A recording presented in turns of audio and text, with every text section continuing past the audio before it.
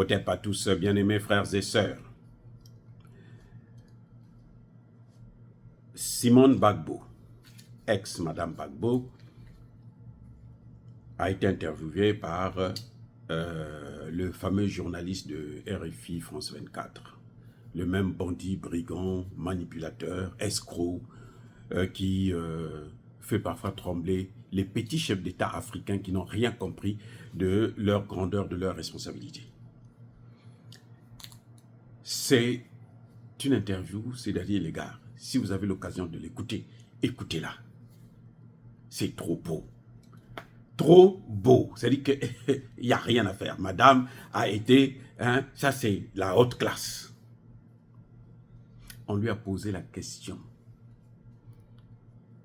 Madame Simone, est-ce que c'est le moment de sortir du franc CFA et de fermer plutôt les bases militaires françaises?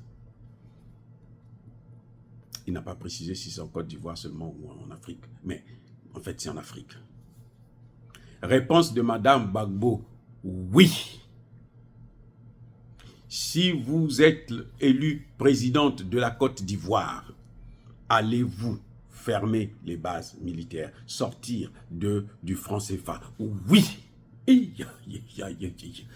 C'est-à-dire que j'ai eu la chair de poule, parce que je n'ai pas encore entendu un dirigeant africain, même pas dans l'AES. Ah oui, non, le président Tiani l'a dit. Oui, l'AES, oui.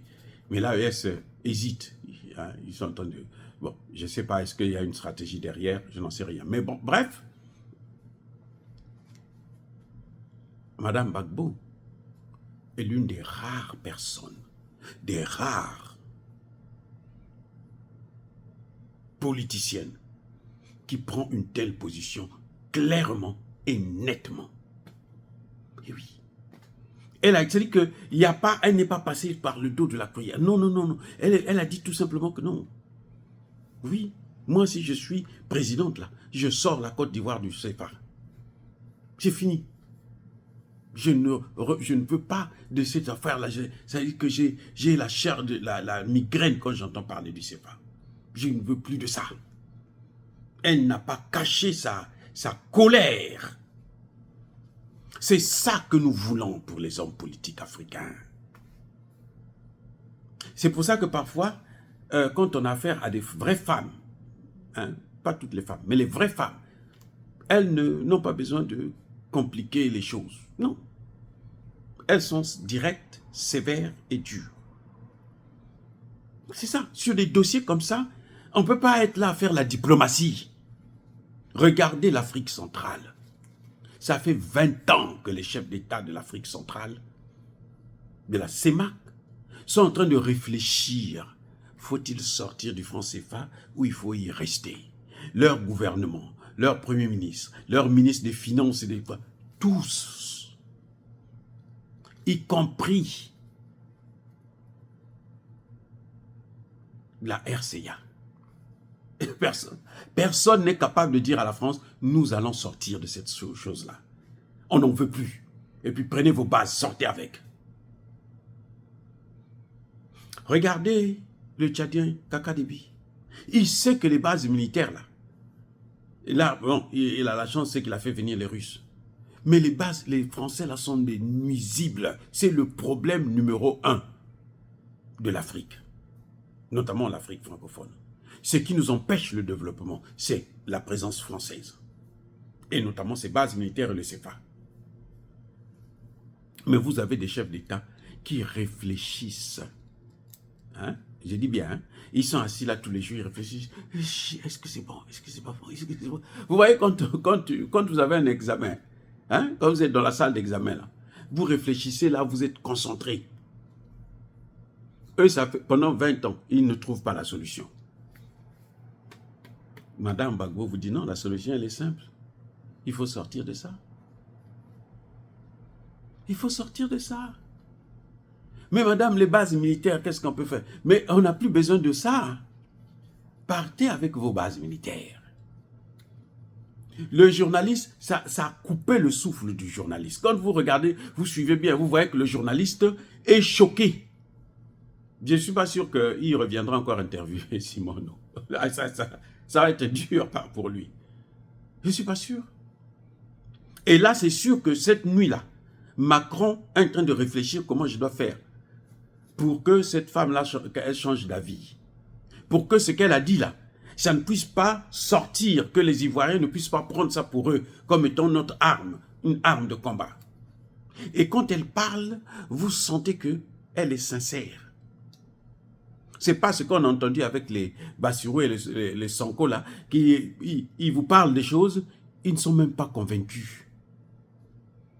Elle parle. Pourquoi Mme Gbagbo dit les bases militaires doivent quitter? Question. Pourquoi? Mais parce qu'elle connaît l'histoire. Elle a subi, c'est elle qui a dit, nous avons été violentés devant les soldats français. Et les soldats français ont participé. Oui. Mais vous avez subi. Et vous voulez que votre bourreau soit encore à côté de vous? Mais il y a un problème avec ces gens, certains Africains. Quand on voit les Africains demander à la France, à l'Europe, d'envoyer ces soldats pour venir protéger le Sahel, alors qu'ils savent que ce sont eux qui sont à l'origine du terrorisme, il y a un problème. Madame Gbagbo n'a pas parlé comme ça pour rien. C'est pas par hasard. C'est parce qu'elle connaît l'histoire. Et c'est ça que nous demandons aux hommes politiques africains. De connaître l'histoire, de connaître les faits qui nous fait du mal. Madame Gbagbo, elle a subi, elle a été humiliée. Mais alors, gravement même.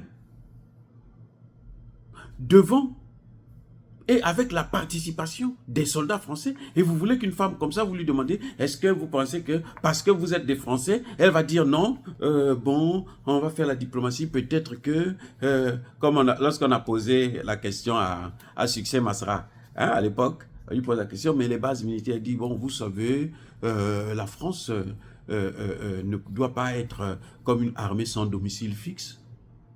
Qu'est-ce que tu veux dire par là? Qu'est-ce qu'il veut? Dites-moi, qu'est-ce qu'il voulait dire par là? Sans domicile fixe, ça veut dire quoi? Nous avons des Africains qui sont résidents en France, qui vivent en France, qui ont même pris la nationalité.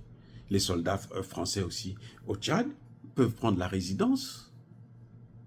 Ils ne sont pas sans domicile fixe, puisqu'ils habitent quelque part. Vous voyez, c'est-à-dire que quand il dit des choses comme ça, c'est vague. C'est-à-dire que c'est comme si... Et pourtant, il parle très bien français. On lui pose une question simple. Est-ce que vous voulez que les bases militaires soient là au Tchad ou non? La France, l'armée française ne doit pas être une armée sans domicile fixe. Vous avez compris quelque chose là-dedans? Ça veut dire quoi? Est-ce que le domicile, comme c'est l'armée française, son domicile ne doit être que en France? Non. Elle peut être élue domicile au Tchad, au Centrafrique aussi. On dit, si tu veux qu'elle soit là ou pas, tu dis non ou oui. Non, repartez en France. Au lieu de nous tourner avec des phrases qui n'ont ni tête ni queue, vides. Madame Gbagbo, ça dit que Simone Gbagbo vous dit non, monsieur, les bases militaires, là, ça ne va plus. Ce n'est plus pour notre époque. Je ne veux pas rentrer sur les histoires de Ouattara. Bon, Ouattara, elle a été claire. Mais madame, est-ce que vous pensez que Ouattara peut briguer un quatrième mandat? Elle dit, mais le troisième mandat n'était pas déjà valable. C'était un mandat illégitime. À plus forte raison, le quatrième. Ça n'a aucun sens. Si le troisième mandat n'était pas légitime, ce n'est pas le quatrième qui va être légitime. Ou c'est un mandat illégitime qui légitime un mandat, un autre, le mandat qui vient. Non, ça n'a pas de sens. Elle dit non, pas du tout. Voilà. Elle a été directe et claire. Et je n'ai jamais vu un tel courage chez les hommes politiques africains. Oui. Le seul qui a dit que le franc CFA, c'est le président Tiani, il avait dit que pour notre souveraineté, bon, il est inévitable qu'on puisse sortir du franc CFA. Tu vois, vous voyez, ça dit que il n'a pas parlé comme Madame Gbagbo. Madame Gbagbo vous dit non, c'est fini, il ne veut pas de ça. Voilà comment les dirigeants africains devraient répondre désormais sur ces questions-là. Franc CFA, base militaire. Non, on n'a plus besoin de franc CFA, on n'a plus besoin de base militaire. C'est tout. Si c'est dans le Sahel, ben parce que vous avez échoué. Parce qu'il va vous dire, mais vous prenez les Russes. Mais oui, vous avez échoué, les Russes viennent, ils nous aident, ils nous donnent des armes et tout. Notre armée est en train de devenir performante. Ouais.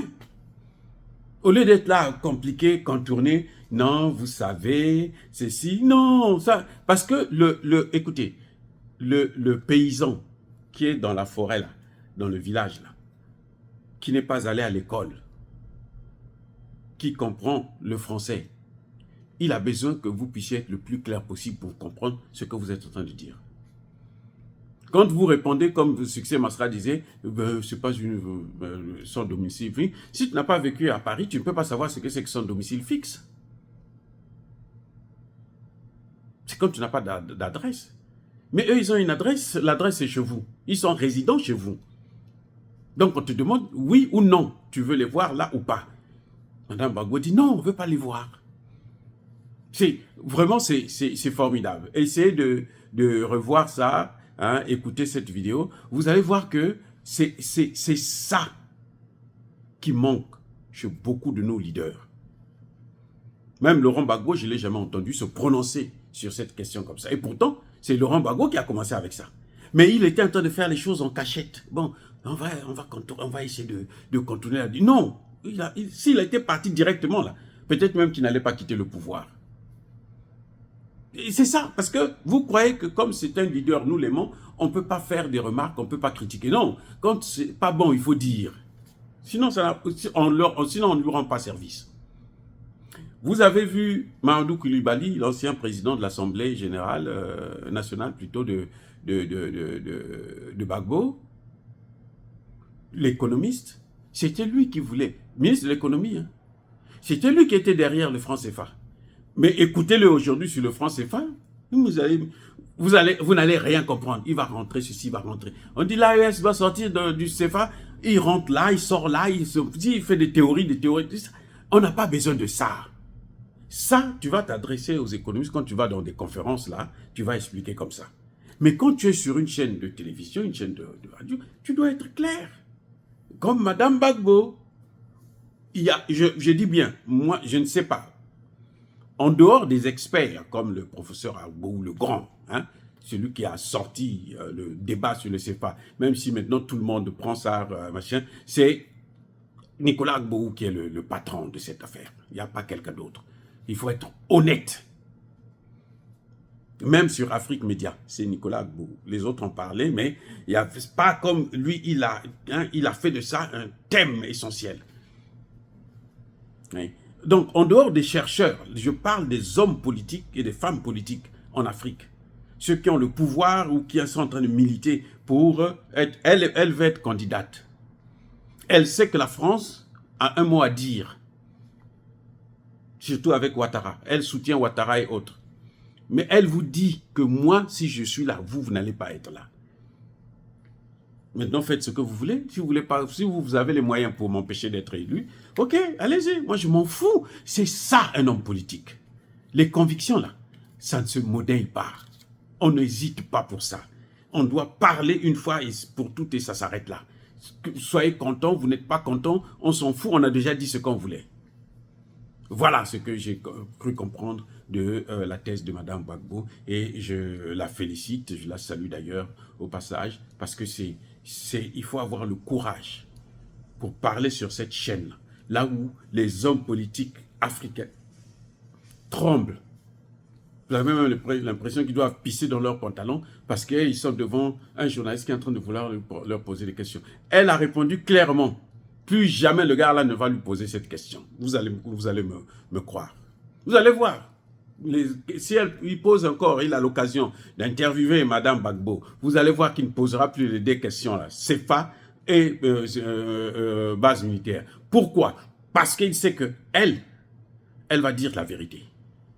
Les autres vont essayer de rentrer par-ci, rentrer par-là. Et puis eux, quand ils vont prendre ça, ils vont prendre faire des coupes, et puis analyser, commenter, transformer, et ta pensée devient une autre pensée. Alors que parfois tu as dit tout. Mais quand Succès Masra vous dit, c'est pas une armée sans domicile fixe. Nous, intellectuels, nous comprenons qu'elle ne doit pas rester au Tchad, il n'y a qu'à repartir chez elle. Mais l'interlocuteur lambda, il va rien comprendre. Et eux, quand ils prennent ça, ils disent que non, lui n'est pas pour. Voilà. C'est tout. Alors que parfois, la personne ne veut pas voir les bases militaires. Mais comme tu ne t'exprimes pas, tu n'es pas clair dans ta position, ben on te met dans la catégorie de ceux qui sont pour. Et puis c'est tout. Pas te débrouiller. Oh, Madame Gbagbo, en tout cas, une fois de plus, bravo. Que Dieu vous bénisse pour le courage que vous avez eu et pour la clarté que vous avez apportée. Au moins, avec vous, les Africains savent maintenant que celui qui doit être président demain, il doit savoir qu'il faut sortir du franc CFA. Et ça, c'est le grand message qu'il faut retenir. Quiconque, même Laurent Gbagbo, et quand il y aura la campagne, nous voulons les entendre parler sur ces questions. Se prononcer clairement, pas nous apporter des discours, des phrases compliquées qui n'ont ni tête ni queue. Non, dire que nous, le CFA, on n'en veut plus, les bases militaires, on n'en veut plus. Eh oui. Je veux, moi, entendre ça de Laurent Gbagbo. Je veux entendre ça de Alassane Ouattara. Je veux entendre ça de, comment vous appelez ça, les autres là. Ceux qui, en tout cas, seront candidats. Il faut que vous vous prononcez ouvertement et clairement. Et puis arrêtez de vous justifier. Elle n'a pas justifié. C'est qu'elle est tranquille, calme, et puis elle vous balance les choses, et ça vous tourne la tête. Tant pis pour vous là-bas en France, puisque vous vivez de ça. Maintenant, sachez que vous devez trouver d'autres moyens pour vivre. Fin de citation. Soyez bénis, abondamment bénis par le Dieu de Kémite et par nos ancêtres angélisés. Mais que tous ceux qui persécutent le continent africain, le pillent et le déstabilisent, qu'ils soient noirs, blancs, chinois, arabes, juifs, indiens, qui qu'ils soient punis, maudits, foudroyés, neutralisés, écrasés, effacés par le Dieu de Kémite et par nos ancêtres angélisés. Vive l'Afrique éternelle, j'ai dit et j'assume.